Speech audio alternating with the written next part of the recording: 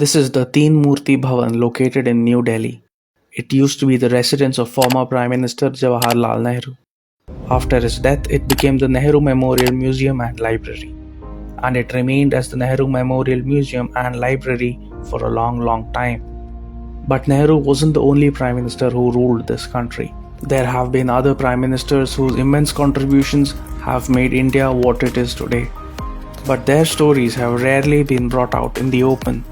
The milestones that India achieved under different leaders have rarely found their due place in the pages of history. With just memorials for Nehru and the Gandhi family, it seemed as if no other leader served this country as Prime Minister. Until April 14, 2022, when the Pradhanamanthry Sangrahalya was inaugurated. The Pradhanamanthry Sangrahalya is a state-of-the-art high-tech museum showcasing the story of former Indian Prime Ministers and their contributions in the making of independent India. Visitors will get an immersive experience of the evolution of independent India, from the making of the Constitution to the important milestones achieved under different Prime Ministers through visual and digital means. The museum comprises of two blocks. Block 1 is the Teen Murti Bhavan showcasing the journey of India's first Prime Minister, Jawaharlal Nehru. Block 2 is the newly constructed block, which houses the galleries of other Prime Ministers. What is worth mentioning is that no tree was felled or transplanted during the course of constructing the new buildings. To make the Sangrahalaya interactive and engaging, new age technologies like VR, AR, and robotics have also been combined. Visitors are given dedicated audio sets for them to listen and watch various stories.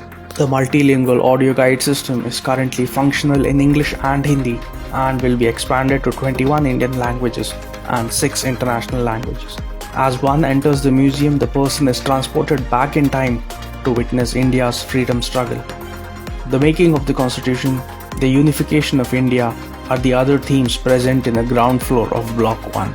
The first floor of Block 1 has slices from Nehru's life from his birth to death. The India-Pakistan War, Indo-China War and other conundrums that India's first Prime Minister faced are showcased in the audio-visual format.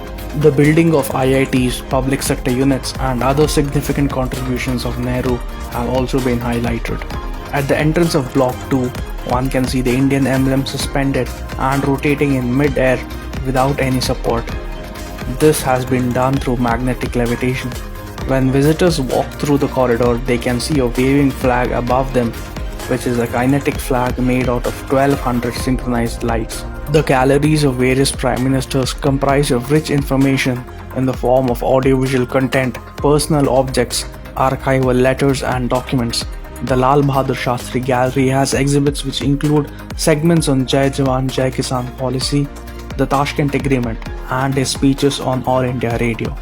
Indira Gandhi's exhibit has themed projections of the 1971 Bangladesh Liberation War, Pokhran, insurgencies in Punjab, and a dedicated themed gallery depicting the emergency period. Atal Bihari Vajpayee's gallery has sections dedicated to the Golden Quadrilateral, his bus ride to Lahore, Kargil War, among others. In fact, visitors can relive the Pokhran testing of 1998 by being present in a replica of the nuclear testing station. But what is worth mentioning is the fact that there is a volley of content on some of the underrated Prime Ministers of this country like P.V. Narasimha Rao, I.K. Gujral, Gulzari Lal Nanda, H.D. Deve Gowda, Chandrasekhar, and V.P. Singh. The museum consists of galleries based on the size of their leadership and not by the size of their tenures. In total, there are 43 galleries with audiovisual content of 8 hours. There is an immersive room called Time Machine where visitors travel back in time to witness India's nuclear journey. There is also a gallery where visitors are taken through what India will look like in 2047. Visitors can also share their vision for India 2047 digitally. There is an exhibit called Sketch and Bring a Mission to Life, which lets kids draw and complete missions such as Mangalyaan and Chandrayaan, where they learn while having fun. People can also take a stroll and selfie with the Prime Minister of their own picking. In short, the museum has all elements that can engage people from kids to elders. As India enters the Amrit Kal, the PM Sangrahalaya stands as a fitting tribute to the leaders who have shaped the journey of modern India.